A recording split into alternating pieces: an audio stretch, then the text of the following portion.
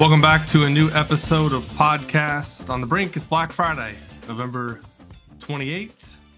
Indiana basketball with a convincing 86-69 win against Kansas State earlier in the week. Didn't get a chance to really recap that in podcast format given the tight schedule of the late Tuesday game and the turnaround to Thanksgiving. So going to do a little bit of that today on this week's episode of Podcast on the Brain with Josh Pose of Inside the Hall. Also going to talk the Old Oaken Bucket game, which is coming up tonight in West Lafayette. Indiana football chance to make history with an undefeated regular season. Book its trip to the Big Ten championship game next weekend in Indianapolis. Before we get to Josh, if you enjoy the show, please leave us a rating and review over on Apple Podcasts and Spotify. Over on YouTube, we are now over 9,000 subscribers. Still on our march to 10,000. So like the video if you're watching over there. Subscribe to the channel. Really appreciate all the support. Josh, you're back in Chicago, getting ready for the drive to West Lafayette, and then back to Bloomington for a basketball game. Going to be an eventful 24 hours for you. What's the weather forecast looking like? I've seen some snow maps that look like might be some snow in the Chicago, northern Indiana areas. So how's that looking on your end of things for travel later today? Today we're looking good. Tomorrow, I'm glad I won't be here to shovel or snowblow. About 6 inches right near the lake. So I think Bloomington's going to get 1 to 3 on Saturday. I'm not going to escape the snow completely, but I'm going to escape the dreaded lake effect snow. So I cannot complain. But 6 inches for Chicago, that's like nothing, right? That's just a normal day. Like where I live in Louisville, if you get 6 inches of snow, school's shut down for a couple days. It's not like that in Chicago, right? No, it's funny. Like, we don't cancel school unless it's in the negatives in wind chill. And then I think it's about like 7 or 8 inches in the Okay, morning. So gotcha. I went to school. People drive. They don't drive well. The first few snows of the year, it's anarchy on the roads, but people tend to figure it out by January or February. So you missed Tuesday's game at Assembly Hall. You weren't there. You didn't get to meet your favorite baseball player, Colson Montgomery, like I Mm. did. I noticed you got your White Sox hat on there. I mean, were you? You texted me that he was there, and then I went and found him and talked to him. Was that? I mean, that's got to feel like a missed opportunity for you, right? Not to be there when future AL MVP Colson Montgomery is sitting right behind the scores table watching some IU basketball. Not only is he a future AL MVP, he's the teammate of some great White Sox players of a rebuild. So he definitely has some stories. So I think I saw his Instagram story and just felt like a sinking in my heart that I wasn't there. That's someone that I want to meet eventually. I know you guys talk shop. Probably whatever whatever they gave him at the Arizona Complex League, he gave you. So you're going to be hitting 15 home runs in the next 2 months. Yeah, I was hoping. I asked him about that. I was hoping for like a juicy story of some crazy thing, and he basically just said I needed to get out there and clear my mind. So, and then I also asked him, which I love this. I was like, I told him, it was a lot of fun watching you in the second half. It was just like every day it was a homer, and he's just like smiling and nodding his head. I was like, did you even surprise yourself at one point with all the homers? He's like, no, I knew I could hit like that. So I'm like, I love the confidence. I mean, I guess that's kind of how you have to roll when you're going to hit at that level. He was like, 22 homers after the break. So again, enough White Sox chatter for this podcast, but I just had to bring that up because I know you were the one that tipped me off that he was there. So appreciate the heads up on that. To the game itself, 86-69. I really felt like Indiana could have won by more if they would have made more threes. It wasn't like they shot particularly well. What were your key takeaways? Obviously, a lot was written in the aftermath about Connor Enright. A lot was written about Reed Bailey going from just a little tentative in the first half to a complete flip of the switch for him in terms of just being aggressive, grabbing rebounds, being strong with the ball, getting to the free throw line. what were your thoughts as you watched the game from afar in Indiana now 6-0? This has been kind of a dream start for the Darren DeVries era. Yeah, it's a really good start for the Darren DeVries era. But what I noticed, well, first of all, the 10 3-pointers by the first media timeout, those were all takes. I think it was 3 for 10 by like the 15:30 mark of that first half. It seemed a bit excessive, but a decent chunk of them were open threes. You had Lamar Wilkerson, I think it was a 2-on-1 in a 2-0 game, pull up from about 30 feet. And you just don't see that very often. You never really saw that in the last, give it 8 years or so. But what I really liked is that in the second half, when shots weren't falling, that they went to more of an inside game. They tried to push the floor. They shot twos. Most of them were, I think all of them were in the paint. Um, Shot 22 3-pointers in the first half, 11 in the second half, because they weren't really falling. They let Kansas State back in the game by taking some ill-advised 3-point shots instead of moving the ball and trying to get 2-point shots.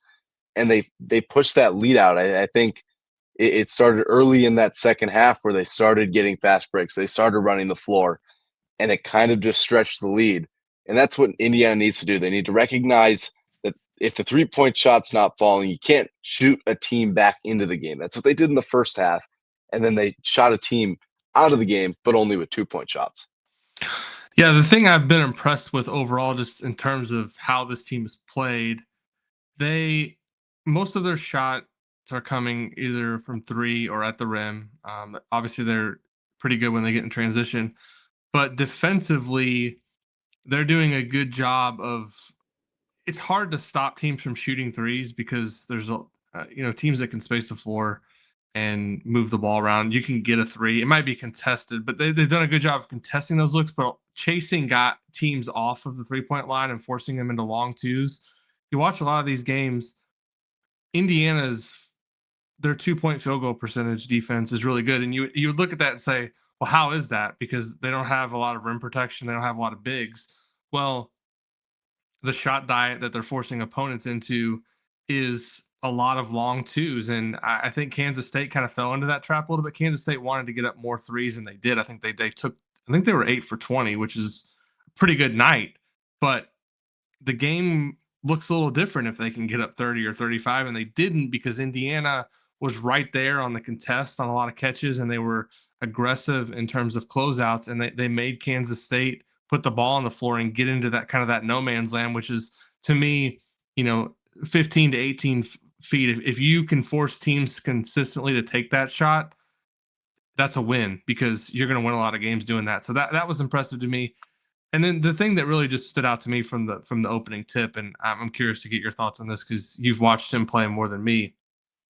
And I remember sitting in Darren DeVries' office in late June, and we were talking about this team, and asked him about Connor Enright, and he told me IU fans are going to love this guy, and I think a lot of fans through the first couple games were kind of waiting to see like what are we going to love about this guy? Yeah, we see his attitude, we see that he plays with a little flair, we see that he plays hard, but they didn't see a lot in terms of the stat sheet. But the other night, I think they saw what Connor Enright can be just in terms of an agitator on defense. I think that's the best word to use for him because he just, I was sitting there on Fisher Row. He was under PJ Haggerty's skin from the opening tip. Not that Haggerty ever really reacted to any of it, but you could tell he kept looking over at the bench, like at his coach, like, what are we going to do to get this guy off me? Like there was no break for him the whole game. And then offensively, he made a couple 3-pointers. He did a pretty good job taking care of the ball.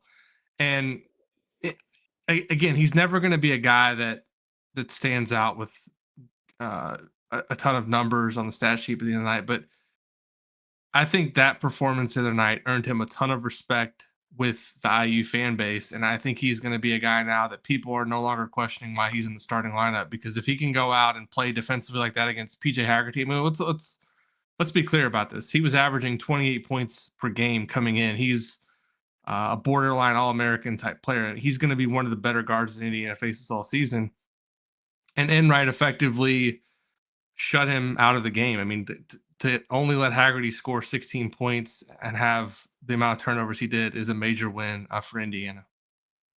Yeah, I've been watching Connor Enright really since his sophomore year of high school. He's from my area. He's in the conference at Mundelein, and he's the same exact player than he was 8 years ago when I started watching him. Just this tough, hard-nosed.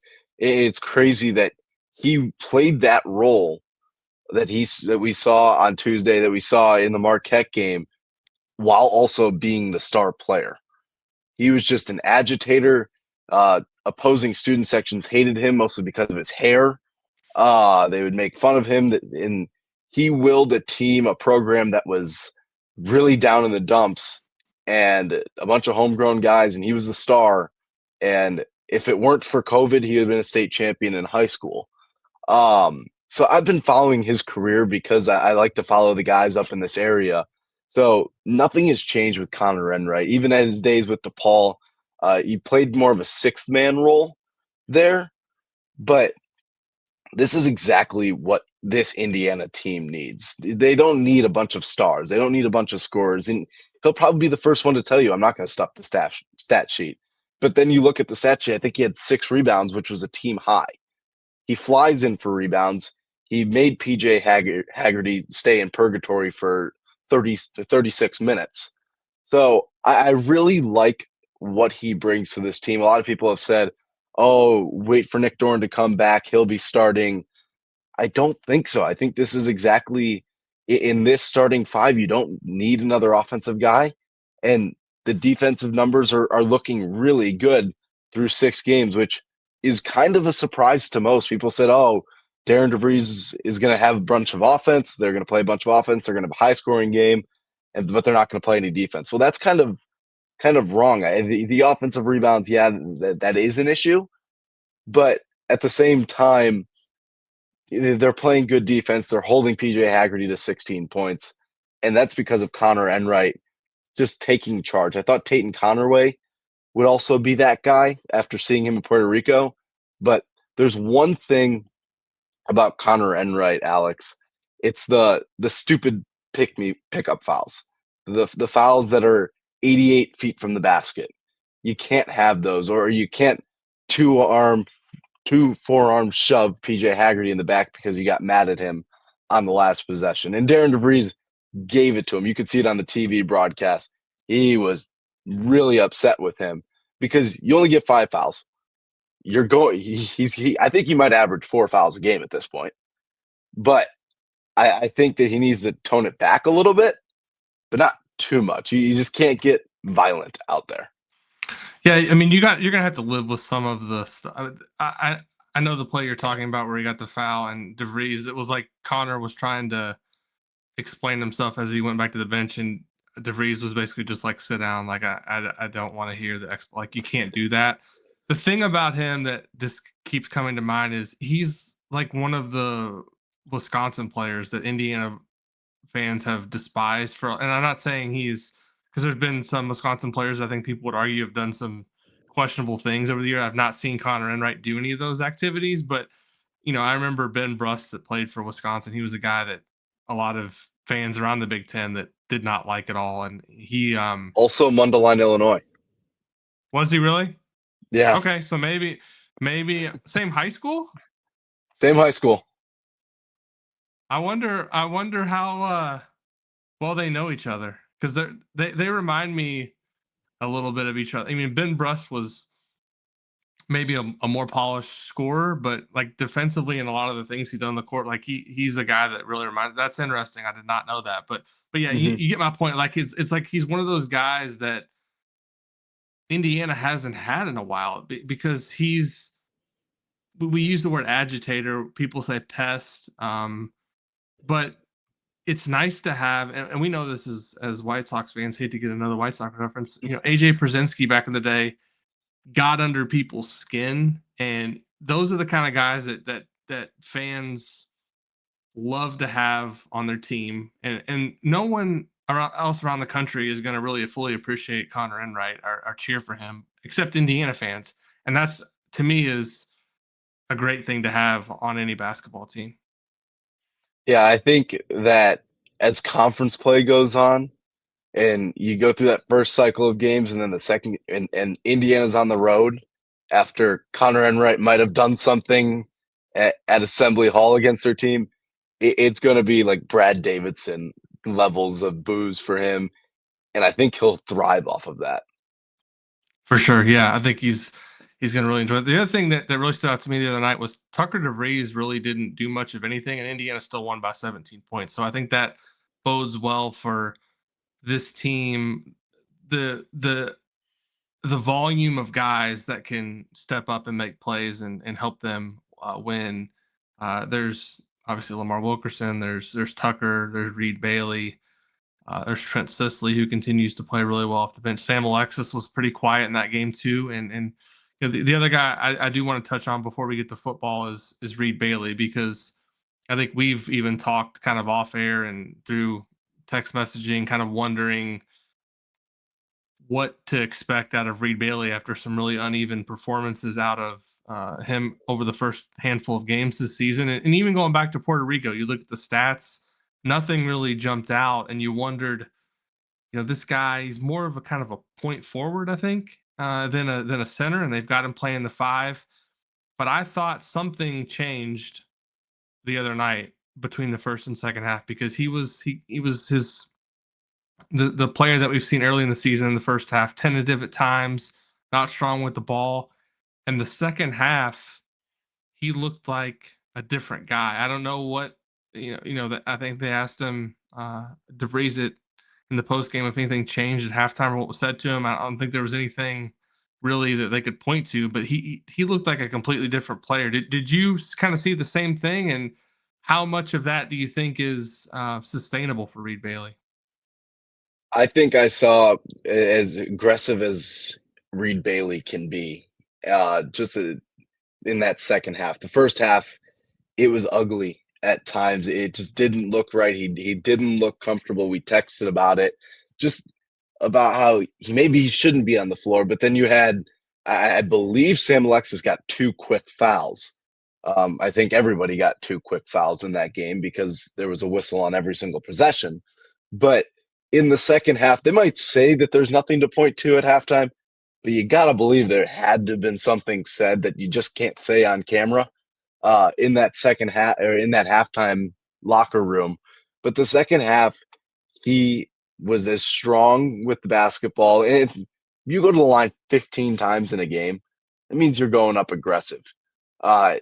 Way too often in that first half, he kind of went up timid. He was afraid of contact, but going right through hands, going up, and then going 13 of 15 from the line. That's what Indiana needs from Reed Bailey. The 21 points are great, but going to the line, getting to the line, drawing fouls, getting other bigs in foul trouble early. I think it was 2 quick ones for the big for Kansas State. And I know that was the first half and he wasn't that great, but you got to draw fouls. You got to level the playing field.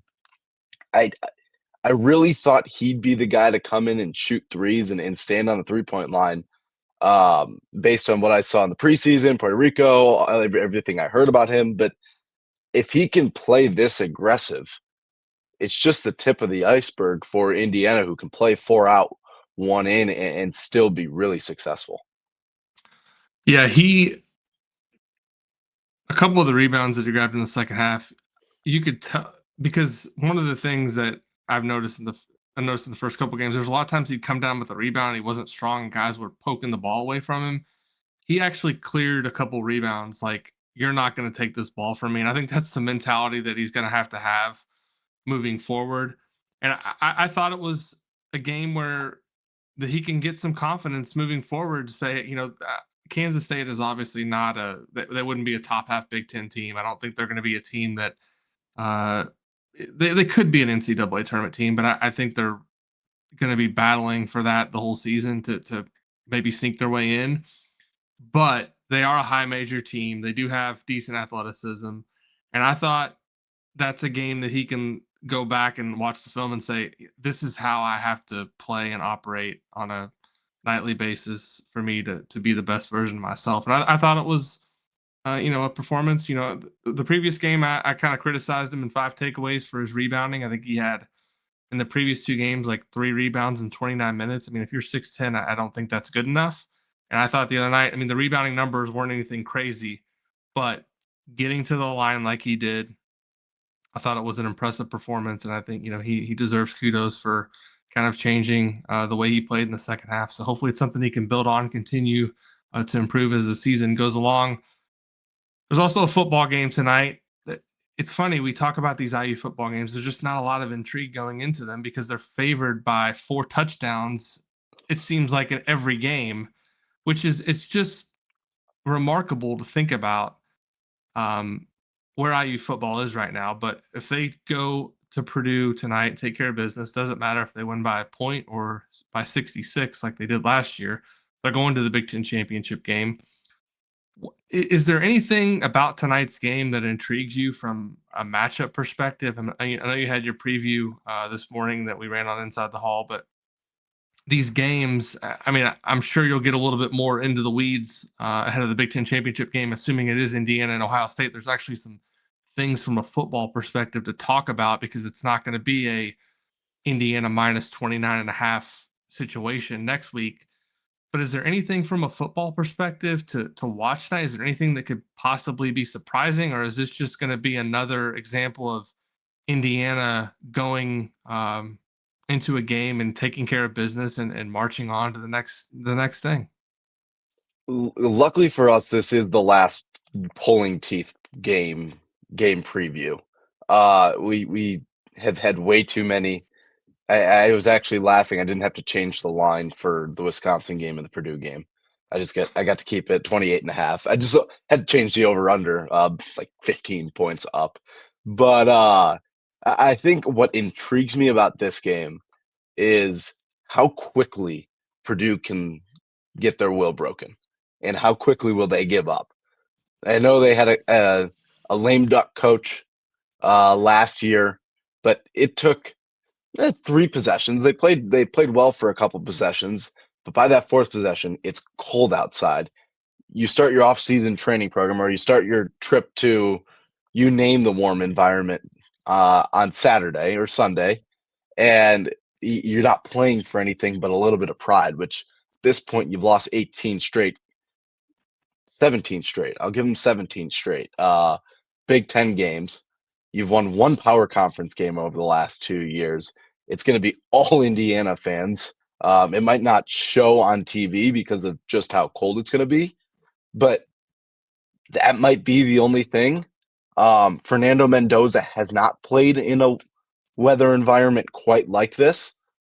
So that will be something worth monitoring. Even though there's no snow, it's going to be about 20 degrees at kickoff. But Indiana just needs to stay healthy. That's the biggest opponent tonight. It will be health. Mikal Kamara will be back. Elijah Surratt will be back. Aiden Fisher will play. But you can't sustain a big-time injury because you got 3, maybe 4 really big games in the next 2 months. How big is, you mentioned the weather tonight and Mendoza not playing in an atmosphere in terms of the weather quite like this before. Is the run game going to be a big deal for Indiana tonight? Is that an area where they can really control the game just in terms of, I don't know a ton about Purdue on both sides of the ball, but how effective can the run game be tonight given the weather and the physicality that the run game typically brings for the Hoosiers? I think it's important for Indiana to establish the run. Teams are averaging like over 4 yards a carry on Purdue. It doesn't really change if you pass the ball because obviously Purdue is 2-9. So I think the run game will carry it a little bit towards the end of the first half. I think Indiana's going to try to set the tone with the pass game in those first couple drives, establish Mendoza, maybe stat pad because this is the final game before the Big Ten championship game for the Heisman favorite. At some point, you got to just go out there and say, hey, you're going to throw 8 touchdowns tonight, and we're all going to laugh. So I think passing will be important early. Run game, also very important. As it gets colder, grass surface, you gotta watch your legs. It gets rock hard on those surfaces. I know they're better than a high school football field or a backfield that everybody just played their turkey bowl in, but you got to be careful. Got to stay diligent in keeping guys healthy. Roman Hemby, Kalen Black. If one of those two go down, that could be the season right there. So expect a lot of Kobe Martin tonight. What do you mentioned a lot of Indiana fans being there tonight. What are you expecting in terms of an atmosphere for this game? I'm expecting it will be, I think, if you take out the student section in, what do they call it, the All-American band there and the big drum, I would say there's going to be more Indiana fans there tonight. Just because if I put myself in the shoes of a Purdue fan, I don't think I'd ever go to a game where we don't have I'm actually not going to say it, where if a team does not have a very good chance of winning, especially against the rival in 20-degree weather. I just see it being Indiana fans packing Ross-Ade Stadium. I think the coolest part of the night, and this is my boldest prediction, is that the fourth quarter is going to be pretty cool for Indiana fans. A lot of people saying, "Oh, I'll leave at halftime because it's going to be a 40-point game." I'd recommend staying because this is a piece of history that you could be a part of tonight, and it'll be all Indiana fans by the end. So is this a moment that Indiana, how long does this, assuming they win this game, how long does the celebration last from this, and how quickly do they start looking ahead? Because they won't know their opponent for sure if they win tonight until we get some results from across the league tomorrow. Obviously, if Ohio State wins, they're going to the Big Ten championship game. But I believe if Michigan were to beat Ohio State and Oregon wins, it could be Indiana-Oregon in a rematch. Does that sound right?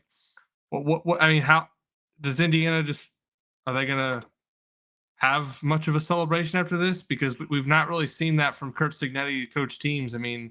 But to me, it's like you've got to embrace 12-0 regular season. It's never been done. You don't know who you're playing for sure next week. You got to enjoy tonight and assuming they win and have a bit of a celebration. Yeah, I think it's a 24-hour rule for Indiana, and it's really weird. Like, you can clinch a spot. They can clinch a spot tonight, but there are still 3 teams in play, if I'm not mistaken. So if Michigan beats Ohio State and Washington beats Oregon, then it's Michigan. Okay. Ohio State wins, obviously it's Ohio State, and then if Washington loses or Oregon goes to Seattle and beats Washington, which that's a really tough environment to play in, and we've seen that happen before between Washington and Oregon. So they're going to celebrate for the locker room. I think it's a 2-hour ride home that I'll just be right behind them tailing the cop car so I can go as fast as I want to. But I can't see this being a very big celebration. I think there will be some sort of celebration with the Old Oaken Bucket because it is a rivalry game and it means a lot to a guy like James Bamba, who's wrapping up his career, and he's a third-generation Indiana football player. So there'll be some guys that enjoy it more than others. That you'll never see a Xander Diamant with a cigar in mouth picture. However, you're going to see some celebration tonight because it is a great feat. Curt Cignetti won't be a part of that celebration, though. Yeah, that's the one. I think there's a lot of great things about the portal. There's some things that maybe aren't that fans don't like. I think the one thing that you'll lose kind of with all this player movement is guys that have been in a program for 4 or 5 years who have understood the rivalry, have played. This is Fernando Mendoza's first time playing Purdue. How much could it actually mean to him? Some of the guys that came over last season from JMU with Cignetti, obviously they got to experience it last year, but it's not their 3rd, 4th, 5th time going through it. So it doesn't mean necessarily as much to the players as it does to the fans. And so that's, I think, another thing that you have to keep in mind when maybe you see, well, it's just another game, business as usual. Well, a lot of these guys, it is. They don't know anything about Indiana, Purdue. They they haven't grown up following either of these programs. They're just here for obviously a couple seasons and then they move on. So that's another thing you have to keep in mind. Last thing I wanted to ask you about was just with the playoff potential for Indiana. Obviously, if they win this game, they're going to the Big Ten championship game. At that point, assuming they go 12-0 and get to the Big Ten championship, is the expectation, no matter what happens in Indianapolis, that they're going to get a bye to be one of those top 4 seeds? Yeah, I don't see a world where Indiana does not get a bye if they win tonight. You're either playing the number 1 team in the country or next week, or you're going to be the number 1 team in the country. And if you lose, you're going to lose. If it's Michigan, to a 12 seed or a 12th ranked team on a neutral field, you're going to lose to Oregon, who will be top 5 if they make the Big Ten championship game. There isn't a world where Indiana doesn't make or doesn't get the bye. I think what the general consensus is that you don't really want the top overall seed, even though it'd be just incredible to see next to Indiana football's name, that number 1. Because at 8-9, you have to go out to Pasadena, and it could be an Alabama Notre Dame game that one team comes in with momentum. But I think that we went from, hey, Indiana could make the college football playoff this year to, oh, they're going to host this year, to forget hosting. They're going to just completely skip that round in general. So it'll seal the deal tonight if they can win. All right. Well, you'll be there in West Lafayette, Josh. Enjoy the atmosphere of the game. I'll be real curious to see how, if we get some crowd shots, how much cream and crimson there is there in the stadium. I have to imagine, as you suggested, that there's going to be a lot of Indiana fans there, as there should be. Should be a fun game tonight in prime time.